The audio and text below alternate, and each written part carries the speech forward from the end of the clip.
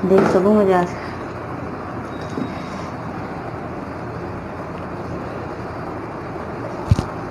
नहीं बोलना, पहले स्टार्ट कर चुके थे। नमस्कार। आज की बात सिर्फ मेरे स्टूडेंट्स के लिए। अपनी जो माँ सरस्वती होती हैं, है ना, उनकी आराधना जरूर करें। अपनी बुक्स का रिस्पेक्ट करें ज़रूर से। ये इधर पड़ी उधर पड़ी स्कैटर्ड फॉर्म में नहीं रखा करें। करके देखें, आपकी लाइफ में चेंज ज़रूर होंगे। ठीक, चलते हैं अपने टॉपिक के साइड। हम एनपीओ स्टार्ट किए थे। इस एनपीओ का वीडियो नंबर 1 मेरा अपलोड हो चुका है, शायद आपने देख लिया होगा। आज एनपीओ का सेकंड पार्ट लेकर के आपके सामने आ गए। लास्ट वीडियो में हमने आपको income and expenditure account and receipts and payment account, 2 account आपको क्लियर किए थे। नाउ आज आ गया आपका टर्न बैलेंस शीट का। आज का वीडियो मेरा बहुत इंपॉर्टेंट होने वाला है, क्योंकि हम इसमें और आपको सब्सक्रिप्शन अकाउंट, जो इसका एक मेन अकाउंट होता है, और कुछ जो भी जो मटेरियल यूज़ होते हैं उसका एक अकाउंट बनाना, वो सब इसमें आज हम आपको सिखाने वाले हैं। ठीक है, तो लास्ट तक बने रहिएगा मेरे साथ। ज़रा बैलेंस शीट स्टार्ट करते बिना किसी फॉर्मेलिटी के हम बैलेंस शीट पे आ जाते हैं। Balance sheet as it is जैसे बाकी में रहता है हमारा, जो हम अपने प्रॉफिट अर्निंग फॉर्म्स होती हैं और उसमें हम बैलेंस शीट बनाते हैं, liability side then asset side, same इसमें भी है, बस थोड़ा अंतर इसमें आ जाता है। जैसे उसमें कैपिटल होता है, यहाँ भी कैपिटल है, सेम एक कैपिटल है। जनरल फंड्स होते हैं या फिर उन्हें कॉप्स भी कहा जाता है, क्लियर है। उसमें ओपनिंग बैलेंस होगा, वो लिखेंगे हम। और जो सरप्लस हमारा आएगा, सरप्लस कहाँ से आएगा, यहाँ पर आएगा इनकम एंड एक्सपेंडिचर अकाउंट से, है ना। इनकम एंड एक्सपेंडिचर अकाउंट से सरप्लस या डेफिसिट आता है, तो सरप्लस होगा तो ऐड कर देंगे, डेफिसिट होगा तो यहाँ पर हम उसको लेस कर देंगे। ठीक है, लेकर के आ जाएंगे, क्लियर। ये जनरल फंड, ये बिल्डिंग फंड है। अब आप सुना यहाँ पर ये फंड का क्या चक्कर है। यहाँ पर जो फंड, जैसे क्योंकि ये एनपीओ है, यहाँ पर हमें दूसरे लोग डोनेट करते हैं, ठीक है, या फिर हमें गवर्नमेंट से ग्रांट मिलता है, राइट। तो वो फंड जिससे भी रिलेटेड होगा वो उसके अंदर ही हमको इंक्लूड करना पड़ेगा, राइट। जैसे बिल्डिंग से रिलेटेड फंड किसी ने हमको दिया है, उसने हमको 2 लाख रुपए दिए हमारी बिल्डिंग के लिए, तो फिर वो हमें बिल्डिंग फंड में ही लिखना पड़ेगा। हम किसी फंड का रुपया किसी के अंदर नहीं इंक्लूड कर सकते। स्पेसिफिक फंड कहते हैं इसको। क्या कहते हैं, स्पेसिफिक फंड। अगर उन्होंने जनरल ऐसे ही दे दिया कि ये 2 लाख रुपए आपके एनजीओ के लिए हैं, तो फिर हम उसे ये, तो फिर वो जनरल में आ जाता है ना, कैपिटल में ऐड कर दिया जाता है, वो हमारी कैपिटल हो गई और हम उसे अपने तरीके से खर्च कर सकते हैं। लेकिन अगर उसने स्पेशली, जैसे उसने कहा कि नहीं आपकी लाइब्रेरी बनाने के लिए है, या फिर आपका स्पोर्ट्स का ग्राउंड बनाने के लिए है, आपके इक्विपमेंट्स खरीदने के लिए, तो फिर वो हमें फंड उसमें ही यूज़ करना पड़ेगा। समझ गए। बिल्डिंग फंड, तो बिल्डिंग फंड से रिलेटेड जो भी एक्सपेंसेस होंगे या उसमें जो भी हमारा इंक्रीजमेंट हो गया होगा, वो हम बिल्डिंग फंड में यहीं पर एक साथ ऐड कर देंगे और बाहर इसको शो कर देंगे। ऐसे ही स्पोर्ट्स फंड है, क्लियर है मेरी बात। जिससे रिलेटेड जो भी चीज़ होगी उसको साथ उसमें ऐड भी होगा और वो लेस भी होगा, राइट। चलते हैं करंट लायबिलिटीज़, जैसे आउटस्टैंडिंग एक्सपेंसेस हैं, रेंट है, सैलरीज हैं, जो भी हमको एडिशनल इन्फॉर्मेशन में होगा वो हमें सब लिखना होगा। सब्सक्रिप्शन रिसीव्ड इन एडवांस, अगर सब्सक्रिप्शन हमको एडवांस में रिसीव हो गया है तो वो भी हमें यहाँ शो करना होगा। सब्सक्रिप्शन मतलब जो एनुअल फीस जैसा होता है, जो मेंबर्स होते हैं वो लोग इसमें पेड करते हैं अपना। अभी हम इसको डिटेल में समझाने वाले हैं। एसेट साइड पे आ जाते हैं, तो फिक्स एसेट्स जैसी बिल्डिंग है, फर्नीचर भी हो सकता है इसमें भी हमको सब काम, जैसे बिल्डिंग है, बिल्डिंग लिख लेंगे। अगर उसमें एडिशंस कुछ हुए हैं तो वो ऐड करेंगे। अगर बिल्डिंग का कोई पार्ट हमने सेल कर दिया तो वो लेस कर देंगे, और डेप्रिसिएशन भी लेस होगा साथ में। लेस करने के बाद ये हम फिगर बाहर शो कर देंगे। इतनी बात समझ में आ रही है। ऐसे ही फर्नीचर का होगा तो फर्नीचर से रिलेटेड भी वही, फर्नीचर का जितना भी जो भी हमने सामान अगर सेल कर दिया फर्नीचर तो उसे हम लेस कर देंगे। डेप्रिसिएशन है तो डेप्रिसिएशन का भी यहाँ पर हमको मेजरमेंट करना है, राइट। करंट एसेट्स में आ जाता है, जैसे सब्सक्रिप्शन एरियर कोई भी हुआ हो, है ना, सब्सक्रिप्शन नहीं आ पाया हो वो, और एक्रूड कोई इंटरेस्ट हो वो। इन्वेस्टमेंट्स है तो बिल्डिंग फंड इन्वेस्टमेंट्स हमने बता दिया, जिसका जो जिससे रिलेटेड होगा हमें वही शो करना पड़ेगा। स्पोर्ट्स फंड का आया तो स्पोर्ट्स फंड में रिलेटेड वहाँ शो करेंगे। प्रीपेड कोई भी एक्सपेंसेस हमको पास है वो एडिशनल इन्फॉर्मेशन में आपको मिल जाएगा, तो ऐसी कोई चिंता की बात नहीं है। उसके बाद cash in and cash in bank, balance sheet आपकी मैच हो जाएगी। इतनी बात समझ आ रही है। ठीक है ना, चलते हैं आगे। हमने ये बात आपको इससे पहले वाले वीडियो में भी क्लियर किया था कि इसमें फंड बेस्ड अकाउंटिंग है। फंड बेस्ड अकाउंटिंग, फंड क्या होता है ना, तो हमने बता दिया था कि जो NGOs होते हैं, यानी कि जो NPO होते हैं, नॉट फॉर प्रॉफिट ऑर्गेनाइजेशंस होते हैं, वो भाई उनकी इनकम का जो मेन सोर्स होता है वो उनके फंड्स होते हैं, है ना। उनको माने जो किसी ने डोनेट किया वो फंड हो जाते हैं उनके सारे। फंड बेस्ड अकाउंटिंग का क्या मतलब है, फंड आपको क्लियर हो गया। ये दो तरीके के फंड होते हैं, एक रेस्ट्रिक्टेड होता है और एक अनरेस्ट्रिक्टेड होता है। अब हमारा अनरेस्ट्रिक्टेड फंड पहले आ जाता है। अनरेस्ट्रिक्टेड माने जिसके यूज़ पर कोई भी रेस्ट्रिक्शंस नहीं लगे हुए हैं, राइट। जैसे capital fund, general fund, corpus हो जाते हैं हमारे, ठीक है। लेकिन ये फंड बहुत इंपॉर्टेंट भी होते हैं, क्यों? क्योंकि फर्म का एग्जिस्टेंस इस पर ही डिपेंड करता है। क्योंकि जिसने जो दिया वो हमने अपनी कैपिटल में लगा लिया, जिसने जो दिया वो हमें अपनी कैपिटल में लगा लिया, तो हमारी कैपिटल ग्रोथ हो रही है ना, तो फर्म भी हमारी ग्रो कर रही है। और स्पेसिफिक फंड कौन से होते हैं? जो स्पेशल चीज़ों के लिए दे दिए जाते हैं, है ना। जैसे हमने लाइब्रेरी के लिए दे दिया तो वो सिर्फ लाइब्रेरी बनाने में ही यूज़ होगा, फिर हम उससे अपनी बिल्डिंग या अपना ग्राउंड या अपनी कोई भी और चीज़ अगर सही करना चाहते हैं तो वो वहाँ पर नहीं होगा। जैसे हमने हॉस्पिटल के लिए कहा तो हॉस्पिटल में हमने कहा ये सिर्फ मेडिसिन के लिए हैं, तो फिर वो लोग हॉस्पिटल की बिल्डिंग को सही नहीं कर सकते, वो सिर्फ मेडिसिन के लिए ही यूज़ होगा। समझ के मेरी बात को। तो अनरेस्ट्रिक्टेड फंड क्यों इंपॉर्टेंट है, ये पूछा जा सकता है। ये इसलिए इंपॉर्टेंट होते हैं क्योंकि फर्म का एग्जिस्टेंस पर डिपेंड करता है, राइट। फर्म इससे ग्रो करती है। अगर अनरेस्ट्रिक्टेड है तो वो हम अपने तरीके से पैसे खर्च कर सकते हैं, है ना, अपने कैपिटल को बढ़ा सकते हैं, या हमें और किसी चीज़ की ज़रूरत है जो हमारे लिए ज़्यादा ज़रूरी हो जाती है, वहाँ हम यूज़ कर सकते हैं। लेकिन रेस्ट्रिक्टेड फंड में वो रेस्ट्रिक्शंस लग जाते हैं, सही है। अब रेस्ट्रिक्टेड फंड में जैसे कौन कौन से फंड आते हैं, जैसे गवर्नमेंट ग्रांट आ गई, है ना। अब गवर्नमेंट ग्रांट में भी गवर्नमेंट ने ये कह दिया कि नहीं, आपको ये इसके लिए यूज़ करेंगे आप, इसमें सिर्फ, है ना, इसमें सिर्फ मतलब हमारा समझ लीजिए जो फ्लड विक्टिम है यानी कि बाढ़ पीड़ित लोग हैं उन लोगों के लिए पैसा जाएगा, तो फिर वहीं जाएगा और कहीं नहीं जाएगा। समझ गए मेरी बात को। एंडोमेंट फंड होता है। एंडोमेंट फंड भी ये था, कोई जो आपके जो भी इसमें मेंबर्स होते हैं ये वही पे करते हैं एंडोमेंट, ठीक है। अच्छा, उसके बाद एन्युटी फंड, सेम तरीके के फंड है। ऐसे एन्युटी फंड होता है, ये भी मैंने एनुअली पेड किया जाता है ना। जो भी एक पार्टनर होता है वो अपनी विल से कर सकता है इसके अंदर, राइट। और उसके बाद जब वो डिसीज़ हो जाता है, यानी कि जब वो चला जाता है वहाँ से, तो फिर उसके बाद उसका जितना भी पैसा होता है वो जो एसेट होती है वो सारी किसके पास आ जाती है? सारी हमारी इस NPO के पास, यानी कि ऑर्गेनाइजेशन के पास आ जाती है। और जब तक वो जिंदा रहता है, यानी कि जब तक वो फर्म में रहता है, तब तक उसको उसके बदले का कोई भी इंटरेस्ट है या थोड़ा अमाउंट है वो उसके एसेट के बदले में उसको पेड कर दिया जाता है। एन्युटी फंड हो जाते हैं। ऐसे लोन फंड है, प्राइस फंड है, फिक्स्ड एसेट्स है, ये सारे फंड्स इसके अंदर आ जाते हैं। ये सब रेस्ट्रिक्टेड फंड है। जो जिसके लिए है, आप सीधी सी बात समझ लीजिए, जो जिसके लिए है वो उसी में ही यूज़ किया जाएगा, इसके अलावा यूज़ नहीं किया जाएगा, ठीक है। इस चैप्टर से रिलेटेड नोट्स जो थे वो हमने पहले ही अपने वीडियो में अपलोड कर रखे हैं, ठीक है।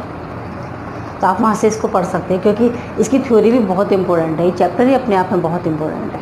चलते हैं, अब हमने इनकम एंड एक्सपेंडिचर अकाउंट आपको पढ़ाया था, उससे रिलेटेड कुछ और टर्म्स जो इसमें क्योंकि हमने एक और चीज़ बताई थी आपको कि इनकम और एक्सपेंडिचर जो अकाउंट है उसमें जितने भी इनकम या एक्सपेंसेस आते हैं वो सिर्फ रिवेन्यू नेचर के आएंगे, ठीक है। रिवेन्यू नेचर मतलब रिकरिंग नेचर की, ठीक है, जो विद इन 1 ईयर हो जाते हो, ऐसे खर्चे इसके अंदर आते हैं, बाकी नहीं आएंगे। तो बाकी कहाँ जाएंगे? इसका मतलब वो होगा कैपिटल एक्सपेंडिचर। इसका मतलब वो हमारे किस में आ जाएंगे? वो कैपिटल एक्सपेंसिव हो जाते हैं और कैपिटल फंड में जा कर के उसका ट्रीटमेंट किया जाता है।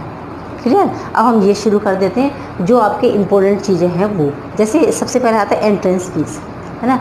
अब इसमें एंट्रेंस फीस, क्योंकि इसमें तो मेंबर्स होंगे, मेंबर्स आएंगे जाएंगे, एंट्रेंस फीस या एडमिशन फीस आ जाती है, तो वो तो महीने के हिसाब से होती है या फिर मंथली होगी या एनुअली होगी, जैसी भी होगी आपके यहाँ, तो वो क्या होगी? रिवेन्यू नेचर की होगी। रिवेन्यू नेचर की होगी तो किस में जाएगी? Income and expenditure account. सही है। अच्छा, life membership fees life time के लिए आपने दे दी एक साथ हमने कहा जब बड़ा अमाउंट आता है तो रिकरिंग नेचर का तो है नहीं, बार बार तो नहीं आएगा, ठीक है। क्या बन गई है? ये हमारी बन गई कैपिटल रिसीट, ठीक है। और कैपिटल रिसीट क्या करेंगे हम? कैपिटल फंड में यहाँ पर इसको ऐड कर दें, सही है। वहाँ तो दिखाई देंगे रिसीट्स एंड पेमेंट अकाउंट में, वहाँ तो सब आ जाता है, भूलना नहीं, यहाँ कंफ्यूज होने की बिल्कुल ज़रूरत नहीं है। रिसीट्स एंड पेमेंट अकाउंट में सब कुछ आता है, चाहे वो कैपिटल एक्सपेंडिचर्स हों चाहे वो रिवेन्यू एक्सपेंडिचर्स हों, है ना, इस ईयर का हो, प्रीवियस ईयर का हो, आने वाले ईयर का हो, सब भर दो उसके अंदर, ठीक है। सिर्फ एडजस्टमेंट नहीं आते उसके अंदर। और यहाँ पर इसमें प्रॉफिट, उसमें इनकम एंड एक्सपेंडिचर में रेस्ट्रिक्शंस लगे हुए हैं, वहाँ नहीं आएगा, वहाँ सिर्फ रेवेन्यू नेचर का आएगा। बस इतना ध्यान रखना, एनपीओ कभी गलत नहीं हो सकता, गारंटी है मेरी। बस आप पेशेंस के साथ इसको देखते जाएं और समझते जाएं, ठीक है।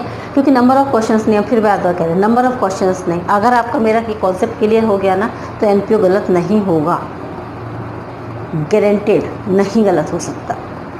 सही है, चलो हो गया। अब स्पेशल रिसीट्स आ जाती है और एक डोनेशंस आ जाते हैं। अब देखो एक और बता दें, जितने भी ये डोनेशन होते हैं, जैसे डोनेशन हुआ तो इनकम एंड एक्सपेंडिचर में आप लिखेंगे क्योंकि हमारी इनकम हो गई। लेकिन डोनेशन अगर स्पेसिफिक हो गया, उन्होंने बता दिया कि आपको डोनेशन इस चीज़ के लिए मिल रहा है, तो वो डोनेशन इसमें इनकम एंड एक्सपेंडिचर में नहीं शो किया जाएगा। फिर वो हमारा क्या बन गया, वो हमारा कैपिटल रिसीट्स बन गया और कैपिटल फंड में ऐड कर दिया जाए। समझ गए मेरी बात को? स्पेसिफिक है अगर, है ना, स्पेसिफिक है क्योंकि लायबिलिटी बन जाती है वो हमारी, है ना, कि हमें वो किस में यूज़ करना है, वो सिर्फ हमें इसमें ही यूज़ करना है।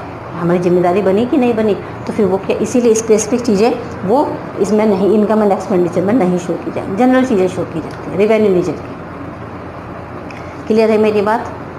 कुछ और आइटम हैं और हैं, उसको लेकर के और आपके सामने अभी हम आते हैं।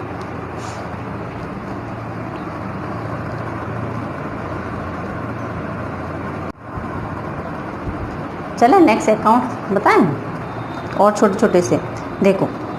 नेक्स्ट आ जाते हैं हम अपने लीजेसी, है ना, ऐसे लीजेसी दे रखा होगा, लीजेसी भी थोड़ा सा समझा देते हैं। ये भी किसी की विल, जैसी विल होती है लोग बना देते हैं, उसके बाद उनकी डेथ हो जाती है तो उससे रिलेटेड भी सारा जितना भी उनकी एसेट्स होती है वो भी इनको मिल जाती है, तो ये भी ऐसे फंड का काम कर देता है। तो लीजेसी में भी वही हो जाता है, या तो जनरल लीजेसी होती है, स्पेसिफिक होती है, ठीक है। जनरल अगर होगा तो receipts and payment account, income and expenditure account में डाल देंगे, और अगर स्पेसिफिक होगा तो वो हमारे क्या बन जाता है, तो हमारी कैपिटल बन जाती है, कैपिटल रिसीट्स, और किस में आएगा, हमारी बैलेंस शीट में आ जाएगी, ठीक है। चलते हैं आगे। Sale of use sports material, sports material को जो यूज होते हैं सारे, उनको भी सेल किया जाता है ना। तो वो जो जितनी भी सेल होगी तो हमारी क्या हो जाती है, वो हमारी इनकम हो जाती है। इनकम हो जाती है किस में, हम ऐड कर देंगे उसको हमारे इनकम एंड एक्सपेंडिचर अकाउंट में, ठीक है ना। ऐसे ही सेल ऑफ ओल्ड एसेट्स अगर हमने सेल की हैं कोई भी पुरानी, तो वो भी थोड़ा पार्ट अगर उसका थोड़ा सा सेल किया है, जैसे तो हम मशीनरी अकाउंट बनाते थे ना डेप्रिसिएशन में, 11th क्लास में आपने पढ़ा होगा, सेम वैसा एक अकाउंट तैयार कर देंगे हम, ठीक है, डेप्रिसिएशन लेस करने के बाद, और उसका लॉस या प्रॉफिट भी जरूर से कैलकुलेट कर लेंगे, जो हमारे इनकम एंड एक्सपेंडिचर अकाउंट में शो किया जाएगा। ये हम इसमें क्वेश्चंस आ जाएंगे, उसके साथ आप सॉल्व हो जाएगा, चिंता की कोई ज़रूरत नहीं, ये नहीं समझ में आ रहा, ठीक है। या फिर जैसे न्यूज़पेपर है, तो न्यूज़पेपर तो डेली आते हैं, तो ये तो रिकरिंग नेचर का हो गया, ऑब्वियस बात है, तो रेवेन्यू नेचर का, तो 100% न्यूज़पेपर की जो भी इनकम होगी वो इनकम एंड एक्सपेंडिचर अकाउंट में आपकी क्रेडिट साइड पर शो कर देना, न्यूज़पेपर में कोई प्रॉब्लम नहीं, ठीक है। चलो मेन अकाउंट पे आ जाते हैं भाई, जो हमें सिखाना है आपको, सब्सक्रिप्शन। अभी बताया था सब्सक्रिप्शन क्या होता है, जितने भी हमारे मेंबर्स होते हैं उनकी समझ लीजिए, जो वो एनजीओ में काम कर रहे हैं उसके बदले का वो देते हैं आपको एज ए जैसे फीस, सब्सक्रिप्शन होता है हमारा, ठीक है। ईयरली आता है ये, उनकी जैसे मेंबरशिप फीस होती है, आप उसे ऐसे मान सकते, सब्सक्रिप्शन ऐसा होता है। डोनेशन भी बोल सकते हैं, कोई और भी दे सकता है यहाँ पर। सब्सक्रिप्शन ये बनेगा, हर क्वेश्चन में बनेगा, पहली बात तो ये। अच्छा, दूसरी बात, सब्सक्रिप्शन पहले यहाँ से बताना शुरू कर देते हैं। एक तो सब्सक्रिप्शन चाहे वो प्रीवियस ईयर का हो, करेंट ईयर का हो या नेक्स्ट ईयर का हो, सबको उठा करके एक साथ आप कहाँ शो कर देंगे, रिसीट्स एंड पेमेंट अकाउंट में डेबिट साइड में शो कर देंगे, अगर रिसीट्स एंड पेमेंट अकाउंट बनवा रहा है तो, ठीक है। क्योंकि रिसीट्स एंड पेमेंट अकाउंट में कुछ भी नहीं है, एकदम सिंपल है, उठा के सारी रिसीट उठा रख दो, पेमेंट उठा के एक साइड रख दो, बना के रख दो, आ गया, ठीक है। क्लियर मेरी बात? तो रिसीट्स एंड पेमेंट अकाउंट में तो सारा आ जाएगा, चाहे भले वो प्रीवियस ईयर का हो, करेंट का हो या फिर नेक्स्ट ईयर का हो, ये हो गया, ठीक है। मेन आ जाते हैं हम इनकम एंड एक्सपेंडिचर में। इनकम एंड एक्सपेंडिचर में सिर्फ करेंट ईयर का आएगा, चाहे वो पेड हो या फिर वो नहीं हो, ठीक समझ रहे हैं ना मेरी बात को। इनकम एंड एक्सपेंडिचर अकाउंट में सब्सक्रिप्शन आएगा सिर्फ करेंट ईयर का, वेदर इट इज़ पेड और नॉट, ये लिखा हुआ है, क्रेडिट साइड पे आ गए तो पता ही है सबको, ठीक है। अब आगे चलते हैं। आउटस्टैंडिंग जितने भी होंगे हमारे, सब्सक्रिप्शंस आउटस्टैंडिंग नहीं है, आगे तो आएंगे, अगर अभी नहीं दिए हैं तो क्या बन जाती है हमारी, debt is become our asset, और आप बैलेंस शीट में शो करेंगे। कहाँ शो करेंगे आप इसे, बैलेंस शीट में। किसको, आउटस्टैंडिंग को। क्यों, क्योंकि ये हमारी एसेट हो जाती। अरे अभी नहीं मिली तभी तो मिलेगी, ठीक है। ऐसे ही एडवांस जो पहले ही मिल गया, क्या हो गया, प्रीपेड हो गया ना, कहाँ शो करते थे हम, वो हमारी क्या बन जाती है, लायबिलिटी बन जाती है। लायबिलिटी में शो कर देना उसको आप, ठीक है। ऐसे ही आपको इंफॉर्मेशन बेसिस दे रखा होगा एक क्वेश्चन, तो फिर आप उसमें इनकम एंड एक्सपेंडिचर अकाउंट में अमाउंट कैसे डालेंगे, इसके लिए हमने ये फॉर्मूला बनाया हुआ है, ठीक है। देखो रिसीट्स एंड पेमेंट अकाउंट में कोई प्रॉब्लम नहीं होगी, जो कुछ होगा, जो कैलकुलेशन होगी वो इनकम एंड एक्सपेंडिचर अकाउंट में ही होगी, ठीक है। अब इनकम एंड एक्सपेंडिचर अकाउंट में फिर बता दें, सबसे पहले हम क्या लिखेंगे, इनकम एंड एक्सपेंडिचर अकाउंट बना रहे हैं हम, सब्सक्रिप्शन ड्यूरिंग द ईयर, यहाँ लिखो, पहले तो लिख लिया आपने उसको, ठीक है। अब हमें उसमें ऐड करना है क्या, subscription outstanding at the end of the year. Subscription outstanding होंगे जो एंड ऑफ द ईयर, उसी साल के लास्ट के होंगे, ठीक है। तो subscription received in advance in the beginning of the year, उसी साल का पहला वाला, हम अभी क्वेश्चन बता रहे हैं, समझ जाओगे, उसी साल का एडवांस जो बिगनिंग हमको बिगनिंग में मिला होगा, ठीक है, समझ गए। जैसे ईयर माना हमारा 18-19 चल रहा है, 2018 और 19 चल रहा है, तो 18 यानी कि 18 में जो मिला होगा 18 अप्रैल में बिगनिंग में, तो वो तो हो गया ही, ठीक है। और 19 में यानी कि जब 31 मार्च के तकरीबन होगा, वो हो जाएगा हमारा ये, वो होगा हमारा एंड ऑफ द ईयर, और वो हो गया हमारा बिगनिंग ऑफ द ईयर, समझ गए। वो तो हमारा होगा ऐड, और ये हमारी चीज़ें होंगी लेस, तो बिल्कुल इसका opposite, subscription outstanding at the beginning of the year, वो लेस कर देना, और subscription received in advance in the end of the year, वो दोनों चीज़ें लेस हो जाएंगी। तो ये जो हमारे अमाउंट यहाँ पर कैलकुलेट होके आएगी, वो amount income and expenditure account में शो की जाएगी, समझ गए, है ना। चलो इसका एक क्वेश्चन बता दें आप लोगों को, तब समझ में आ जाएगा, नहीं तो कहेंगे पता नहीं क्या है ये एडवांस और क्या है ये। इसका हम अभी इसी पर लिख देंगे क्वेश्चन, और आपको अभी बता देते हैं, क्योंकि सब्सक्रिप्शन अकाउंट बहुत इंपॉर्टेंट एक अकाउंट है, अलग से भी इसके क्वेश्चंस आते हैं, है ना, 2-2, 3-3 नंबर में इसके सब्सक्रिप्शन अकाउंट से अमाउंट, सब्सक्रिप्शन के अमाउंट कैलकुलेट कराने के लिए क्वेश्चन आ जाता है। देखो एक क्वेश्चन हम लिख देते हैं, सब्सक्रिप्शन हमको मिला है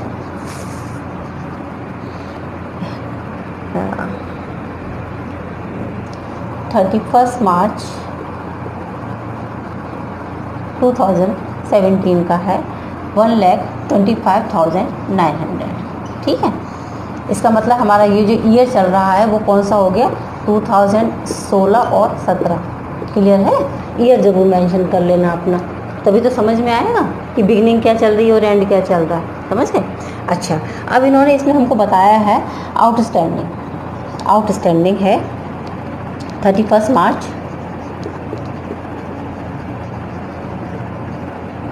2016 की, यानी कि ये पुराना वाला ईयर हो गया 9750 की। फिर हो गया ये एडवांस हो गया हमारा,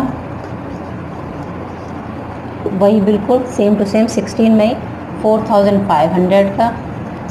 अब आउटस्टैंडिंग आएगी 31 मार्च 2017 की, ये होगी 8470 की, और इसी का एडवांस आ गया हमारा, ठीक है, 2017 का ये हो गया हमारा 7640 का। बस अब हमें इसे कैलकुलेट करना है, ये यहाँ पर चलो अब हमें इसे कैलकुलेट करना स्टार्ट, फिगर्स आपके सामने है सब। देखो ये हम क्या, जब उसमें होगा हमारा तो हमें तो कोई वो देखना ही नहीं है, हमें तो सब लिख देना रिसीट्स एंड पेमेंट अकाउंट में, कोई टेंशन वाली बात नहीं है। जो मेन प्रॉब्लम है वो इनकम एंड एक्सपेंडिचर अकाउंट हम बना लेते हैं अपना। इनकम एंड एक्सपेंडिचर अकाउंट में लिखेंगे हम इनकम एंड एक्सपेंडिचर अकाउंट बना रहे हैं हम, है ना। तो इधर डेबिट साइड पे तो कुछ आना नहीं, क्रेडिट साइड पे ही आता है ये। तो हम ये पहले तो ये वाली फिगर लिख दो पूरा 1,25,900, ठीक है, अब हमें इसमें ऐड करना है, ऐड करनी है हमको भाई। अब देखो आउटस्टैंडिंग चीज़ें 31 मार्च क्या बोला था हमने लिखवाया था उसका एंड ऑफ द ईयर का, है ना, एंड ऑफ द ईयर बताया था, तो हम इसमें एंड ऑफ द ईयर अपना कर लेंगे 8470। और क्या बताया था, और बताया था हमारा एंड ऑफ द ईयर यही तो है 17। भाई हम क्या बना रहे हैं, हम बना रहे हैं 16 और 17 के लिए। अब पहले 1 मिनट हम क्वेश्चन पहले सॉल्व कर लें, फिर तुम लोगों को समझाते हैं, है ना। उसमें क्या होगा, हमको ईजी हो जाएगा तुमको समझाना।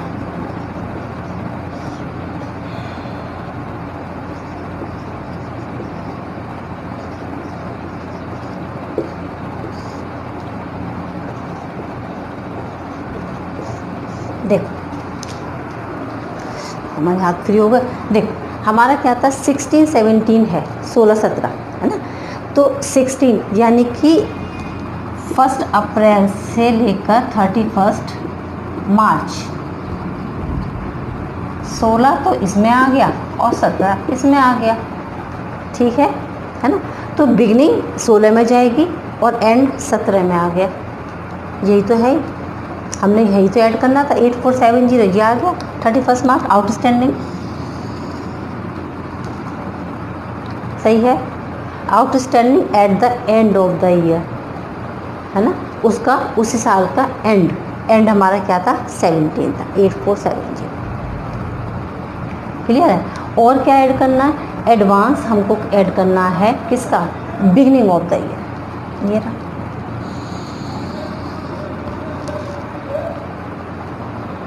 क्या है 31 मार्च था, ये 16 का, ये तो हो गया बिगनिंग हमारा। 16 से स्टार्ट किया था, 16 से स्टार्ट किया, 17 में आके ख़त्म हो गया, सही है। अब बिल्कुल सेम इसी का अपोजिट हमें लेस करना होगा। तो वही outstanding at the in the beginning, तो ये बिगनिंग चल रही है ना, ये दोनों समझ लीजिए, ये हमारे लिए क्या हो गया, ये दोनों हमारे लिए बिगनिंग हो गए, बिगनिंग है, और ये दोनों हमारे लिए एंड हो गए, है ना। तो बिगनिंग हो गया, एक ये अमाउंट लेस हो जाएगा बिगनिंग के लिए पुराने वाले साल का, ठीक है। और क्या हो जाएगा, एडवांस हमारे लिए क्या हो जाएगा at the end of the year, समझ गए। ये क्लियर है ना, आउटस्टैंडिंग और बिगनिंग हमारा, आउटस्टैंडिंग और एडवांस हमारा, ठीक है। आउटस्टैंडिंग ये वाला उसी साल का होगा, उसी साल के लास्ट का होगा, ऐड हो जाएगा हमारा, ठीक है। पुराने वाले साल का होगा, लेस हो जाएगा। ऐसे ही एडवांस के साथ बिल्कुल अपोजिट चलता है, पुराने वाले साल का ऐड हो जाएगा, और ये इस वाले साल का हमारा लास्ट वाला जो आ जाएगा वो हमारा क्या हो जाएगा, यहाँ पर लेस हो जाएगा। ऐसे समझ लीजिए, आपको समझना है, अपनी लैंग्वेज में समझिए, हमारा काम आपको समझाना है। ईयर देखिए, पहले आप उस ईयर को देखिए, किस ईयर के लिए आपको वर्क करना है, ठीक है। अब ईयर पहले समझिए, जैसे हमने इसमें 17 दे रखा, तो ऑब्वियस बात है हमें 16 17 के लिए बनाना है, तो 16 17 के हिसाब से हम अपना तैयार कर लिया। बैलेंस शीट भी बता देते हैं, देखो अगर हमें दोनों साल की बैलेंस शीट बना दें, बैलेंस शीट इसकी भी बना देते हैं, 16 की भी बना देते हैं, 17 की भी, 16 की बैलेंस शीट बनाएंगे और 17 की बैलेंस शीट बनाएंगे। 16 की बैलेंस शीट में लायबिलिटी साइड में क्या आती है, प्रीपेड चीज़ें आती हैं। 16 की बैलेंस शीट में लायबिलिटी साइड में प्रीपेड चीज़ें, एडवांस ये आ जाएगा 4500, ये आ गया। और ये किस में आ जाएगा, ये हमारा क्या था, ये आउटस्टैंडिंग, अभी नहीं मिला, आगे मिलेगा जा करके, सही है। 17 में बिल्कुल सेम फिर से लिख देंगे ऐसे ही। 17 में क्या है, एडवांस कितना है 7640,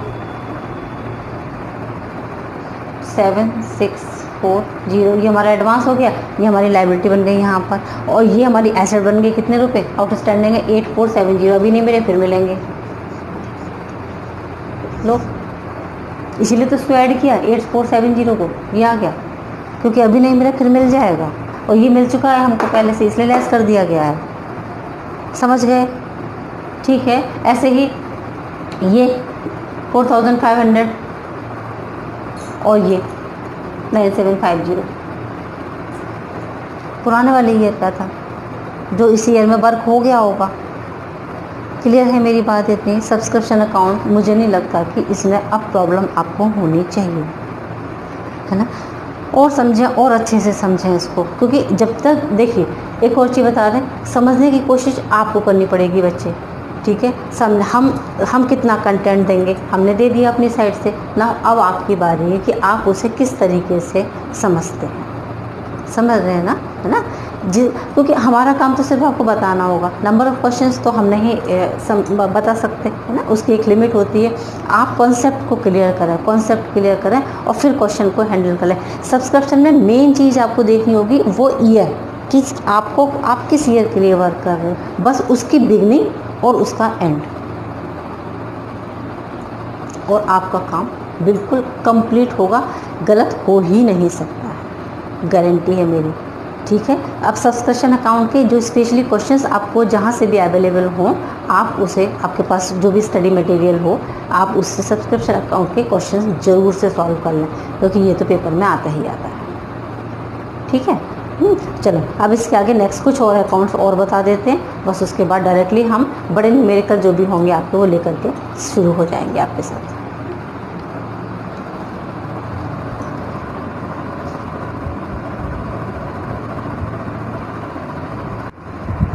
चलें, अब कुछ और अकाउंट और बता दें आपको, एक और है, ये तो पहले आता है कि आइटम और बता दें, ये है ऑनोरेरियम। तो ऑनोरेरियम तो ऐसा होता है कि जैसे माना हमारा स्पोर्ट्स क्लब है, तो हमारे जितने भी प्लेयर्स हैं उनको सिखाने के लिए कोई कोच आ जाता है ना, जो फ्री ऑफ कॉस्ट काम करता है, क्योंकि हमारा तो NPO है, लेकिन हमें उसके बदले में उसको एज अ गिफ्ट कुछ भी दे देते हैं, कोई भी ऐसा कुछ, तो उसे ऑनोरेरियम हो जाता है। हमारा खर्चा एक तरीके का डेबिट में डाल देंगे इनकम एंड एक्सपेंडिचर अकाउंट, उसे कहते हैं ऑनोरेरियम। क्लियर है। अब चलते हैं हम कॉस्ट ऑफ गुड्स कंज्यूम्ड, ये और सिखा दें आपको। कॉस्ट ऑफ गुड्स कंज्यूम्ड, देखो ऐसा होता है कि ये जितने भी NPOs होते हैं, जैसे माना हमारा कोई हॉस्पिटल है तो मेडिसिन का खर्चे होंगे, अगर हमारा स्पोर्ट्स का क्लब है तो स्पोर्ट्स से रिलेटेड मटेरियल है, या फिर अपने प्लेयर्स को हम प्राइज़ देंगे उसके, तो वो कंजप्शन, जितने भी जो मटेरियल है उसका कंजप्शन वो कैसे कैलकुलेट होगा, है ना। तो वो कैलकुलेशन कैसे होगा, cost of goods consumed. Opening stock लिखेंगे हम सबसे पहले, उसमें हमने अगर कोई परचेजेस की है ड्यूरिंग द ईयर ऐड कर दो, और क्लोजिंग स्टॉक अगर दे रखा है तो उसे लेस कर दो। ये आपका बैलेंस जो निकल के आएगा वो आप इनकम एंड एक्सपेंडिचर अकाउंट में आप जा करके उसको शो कर देंगे, ठीक है। क्रेडिटर्स भी अगर दे रखे हैं तो, क्रेडिटर्स भी दे रखे हैं, देंगे ज़रूर, सिंपल थोड़ी क्वेश्चन आएगा। तो ओपनिंग क्रेडिटर्स होंगे, आप उन्हें लेस कर देंगे, अपोजिट चलेगा रूल यहाँ पर इससे बिल्कुल, है ना। यहाँ पर हमने ओपनिंग स्टॉक ऐड करवाया, लेकिन ये ओपनिंग बैलेंस ऑफ क्रेडिटर्स यहाँ पर लेस हो जाएगा, और क्लोजिंग जो भी होंगे क्रेडिटर्स वो यहाँ पर आकर के ऐड हो जाएंगे, ठीक है। क्रेडिटर्स हैं हमारे, लाइबिलिटी है हमारी, पुरानी लाइबिलिटी तो ख़त्म हो गई होगी तो वो लेस कर देंगे, और जो नई वाली लाइबिलिटी है वो हम उसे ऐड कर देंगे, ठीक है।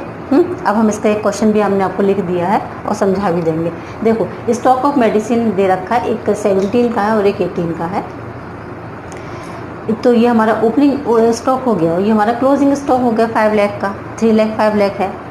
एडवांस 20,000 रुपये का, और यहाँ पर हो गया 30,000 रुपये का, ओपनिंग एडवांस क्लोजिंग एडवांस।